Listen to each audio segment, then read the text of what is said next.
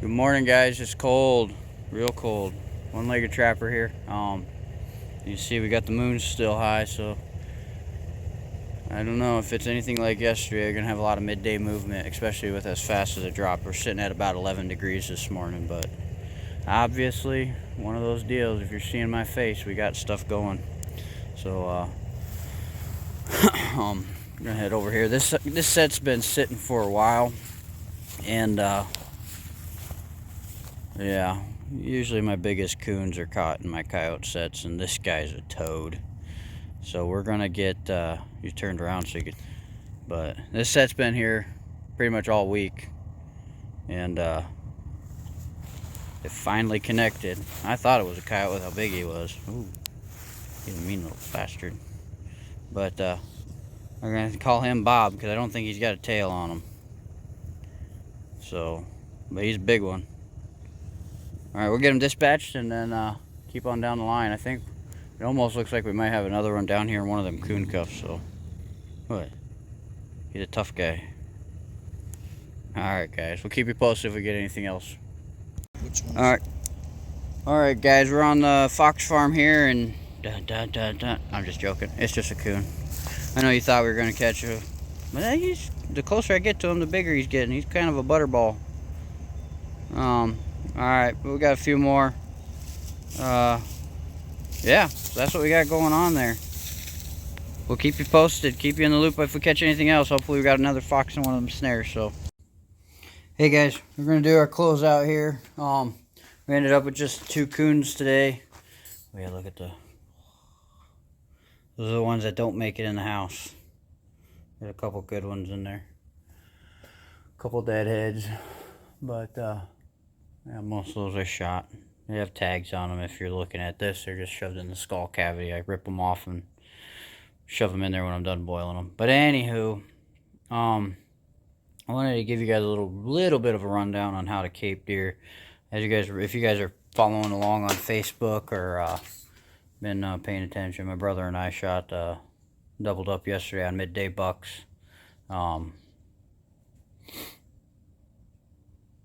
Yeah, I just don't think, like, most people have a hard time getting past the antlers. I mean, yeah, have a real hard time getting past the antlers on that. Well, that's how you age deer. No. Yes, I'll show you here. So I'm working on caping my deer out. I'm not gonna mount this one, but I need a cape for another one. But little dinker buck. He's not big in the rack wise, but he has all indicators of a big deer. I mean, so anybody knows that's a mature buck hoof. All right. I mean, you're probably talking about a 5-inch track right there. That came off of that deer. He's still got all his feet right there. Okay. So, and anybody, I mean, you know the average size. That's a big shoulder blade. You're talking, it's over 8 inches. Okay. Does he look as good as this one? No.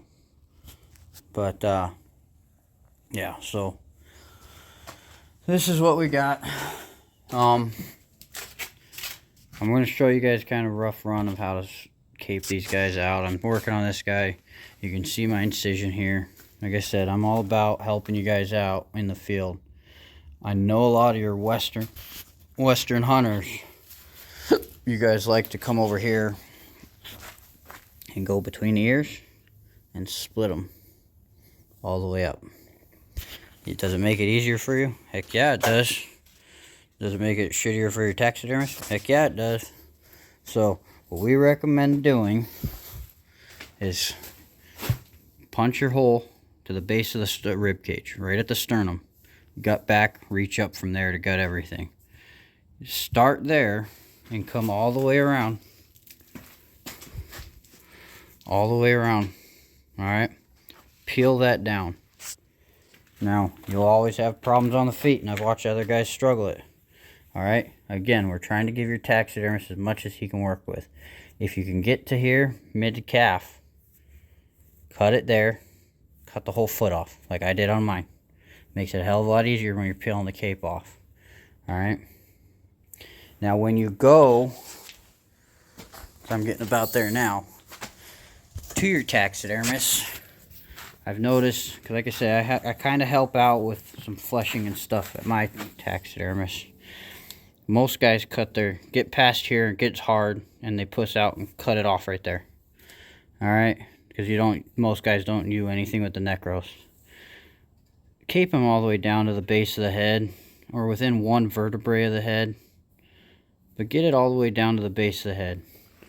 So now when you're trying to get and once you do that, you could take that into your taxidermist, he'll be happy. But if you leave this big chunk of meat and then throw it in the freezer and roll it up, there's a likelihood, depending on what things are going to do, your face, your ears, things that don't have a lot of meat, will thaw out first. And this will take like 2 days to thaw out. So there's a good chance your face and everything's going to start slipping before he even gets a chance to finish caping all this meat out.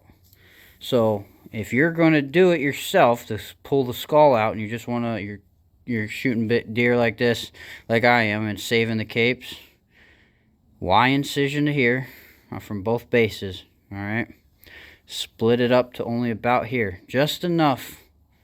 You're talking 8-inch split, just enough to roll that head out of there. You don't need to split them all the way down the back. That's for lazy people. Alright, but in a perfect world, you call your taxidermist and show up at his house with your deer, and he'll skin them out right there for you. That's part of their deal, you know. That's what they're there for. They're here to educate, take care of that stuff, and if it makes it easier for them, trust me, I guarantee you, if I was a taxidermist, and I know my taxidermist will say, bring your whole deer here, I'll skin it out, because it will be a heck of a lot easier for him in the end. So, as you can see on my deer, I made my cut here all the way around. That's half the body, guys. Does he need that much? No, he probably only needs it here. But cut here. You give him and let him trim it back. You're not a professional taxidermist. You don't know what they need. I don't even know what he needs. So I always give him extra capage. And if he doesn't need it when he's fleshing it, he'll trim it down to what he needs. He's got a better idea. But with all these new wall pedestal mounts that are really hard turned off the wall, and you can actually see that whole front shoulder, you need a lot of extra cape in order to wrap that form around the back side. So if you cut it here, that's great probably for just your plain old flush mount on the wall. But if you change your mind, you want one of those fancy ones where you could see that chest as part of that chest cavity on them deer. And if you go back and look at some of my videos where I'm sitting there, you can see them in the background. You need more cape. So again, I can't say it enough. When you're doing anything, always give your taxidermist more than he can do. Or more than he needs. So I just wanted to throw that out there. I'm going to cape both of these deer. I'll probably just do this one, and I might process them. I think I can let him hang here. He's got a pretty good layer of fat on him that'll keep the meat from drying out too bad. And it is cold enough. I think we're talking it's going to be in the 20s tonight or something. But I mean, it's cold. I can see my breath. You guys might not be able to. But I just wanted to give that little pointer before I close this video out. Hopefully tomorrow. We did miss a coyote, it looks like. Either a coyote or a deer, I don't know. I have a hard time believing it was a coyote, because I seen claw marks on the pan, but it could have been toe off of a deer, but I don't know. There was no struggle marks, nothing. He just came in there, but it looked like something hit the holes, dug at the holes a little bit.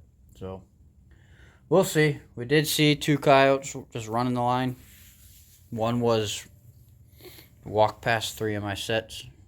We literally watched it come off a hillside and cut down and around, but it cut it too far upfield, so the winds were blowing. If the winds were blowing out of the south early, then we might have picked that coyote up. But yeah, he was in a mission. He cut right through the middle of the field. So I'm thinking it's time to start packing a rifle in there.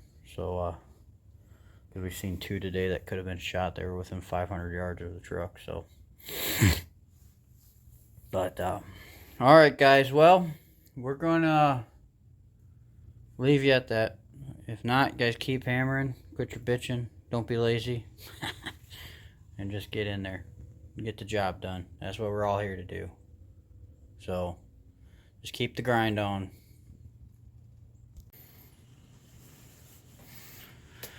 Alright guys, we're gonna give you a rundown here. I just wanted to kind of to show you an example when I was talking about caping them deer out. I know it's easier to do visual stuff. So I'm gonna flip you around and show you some of these different types of pedestal mounts that I have, so you guys can kind of see how much cape it takes to work those. Okay, so this one's a wall pedestal, and I mean, you can kind of see we got the shoulder, the elbow, and see how far back it is. That's about your 3rd rib back. So if we get all of the chest cavity, the taxidermist can cut that much off. But then if we go up to the mule deer, it's about the same, right? Up that shoulder. But then we go over to this guy. This guy, if you're going straight up, the same deal. We got another 8 to 10 inches, almost 12 inches of backing in there. So if you decide you want to go like that right there, see how much farther that is there? That's what I'm talking about there. That's almost to the back of that rib cage. So you really want to get that stuff, give the taxidermist more, especially if you're going with one of these hard turn mounts. Now if you're just going with a plain old wall mounts like these ones, your 3rd rib back is all you need from the shoulder. So, but I just wanted to kind of give you that rundown. But yeah, these new pedestal mounts and such, guys, they look really cool. They look really nice. But you also need a little extra cape. I hope that helps you guys out a little bit. If you're planning or thinking about getting deer and you're caping your deer and stuff out, don't mind the house, we're working in progress there. It's one of the last, between that room and the kitchen, last 2 rooms in the house, the hallway. And we haven't finished that doorway because we're getting ready to knock, there's another doorway here. We're getting ready to knock that back and getting rid of that pantry looking thing there. So just extend the length of that room back there. But at any rate, I hope that helps somebody down the road. Your taxidermist will probably appreciate it. The reason why we split back only about 8 inches on the at the base of the skull down the neck is it's a whole lot less sewing to do. I mean, you take it from a 3-hour sewing project to maybe an hour. If not, if you're really good, about a half an hour. So, like I said, hope it helps you guys. It is kind of a pain in the field to cape them like that if you're going to do capes. And that's why a lot of guys do them full splits in the field. But my mule deer, we packed him out. And my buddy's mule deer, we packed him out, and we tube skinned him all the way down to the base of the skull. So, I mean, is it harder to do? Yeah, it just takes a little bit longer. I mean, you're already there, you know. What's another 15-20 minutes? The deer's down. You're in no rush to go anywhere. And once it's off the body, it cools pretty quickly. So, but just something, like I said, I hope it helps somebody. Hope it learned something from it. But I got high hopes for tomorrow. It's a little warmer. I think the really, really cold snap had them critters moving midday. Because like I said, around 9 o'clock or 8 o'clock, we seen 2 coyotes on their feet running fields. And we had already checked 90% of the line. So, I'm hoping tomorrow it's a little bit warmer. I think it made it up into the 20s today, or tonight. With it being this warm, that might get them moving a little longer at night. And I got high hopes. We set a few more traps. The property that I got on there for the beaver, we set 3 beaver traps. We missed one in a drowning rig. So I moved it to the other side because that side had froze over. The big pond side froze over, but the running water was still open. So we moved it over there on a slide, which was a chore. And then put 2 330s in that same creek run. So we'll catch a beaver tomorrow. It's just a matter of how big and what. I have high hopes for some coyotes still. With this cold weather, they almost have to trip over them to smell them, especially when it's at 11 degrees. So I got to look at the weather. I haven't looked at it in a while, but all right, guys, I'm gonna shut the hell up. I'm tired. I managed to get that buck all the way butchered down. And I just got the meat spread out on my freezers outside on top because it's still cold in that garage, and I just wanted to let it sit a little longer, but I wanted to get them off the bone so they didn't taint, because they still had a little bit of heat inside. So when you're letting your deer hang, you want to get them off the bone and hang it in the, spread the meat out, let it cool. It cools a little more evenly and tastes better in the end. It gets rid of a lot of that gamey taste. Processing everything within a couple days is usually my best bet. I mean, it gets a little bloodier. It doesn't, but I think it tastes better. I know guys I know a guy who, not throwing any names out, but he lets his deer hang for too long, I think. Whole. He lets it hang whole for way too long, I think. I think if you let them hang for more than a week, it's too long. I think more than 3 days is too long.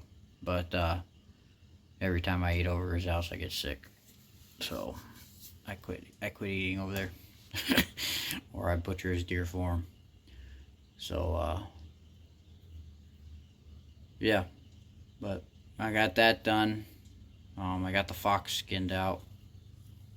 He's just chilling in there right now. I wanted to get him off the carcass. The other stuff's pretty well frozen. Hoping to get to that other deer tomorrow, and then I'm hoping to finish everything tomorrow, but I start work Monday, so I'm tired today. I don't know how the heck I'm going to do it, running a trap line and then running a fur shed and then working all. But I guess welcome back to real life, huh? Off my soapbox, guys. Have a good night. God bless. And like I keep saying, just keep that grind on, man. Keep the grind on. That's what we're here to do. You only got this much of a window in this eternity known as life to be out here and doing what you love. Just get the hell out of the house and go do it. Yeah. So just get out and do it, man. You only got so much. Why waste it sitting on the couch? I spent a year doing it, sitting on the couch, and most of the summer because I had nothing else to do.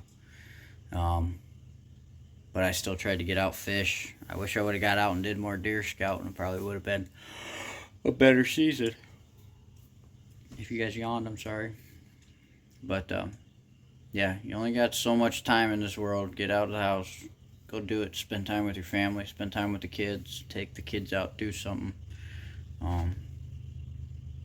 Yeah, I actually had one of my buddies and his kids come along in the ride, and me and his boy just sat in the truck while his dad was hanging deer cameras and I was running lines, and we just made a fun day out of the whole deal.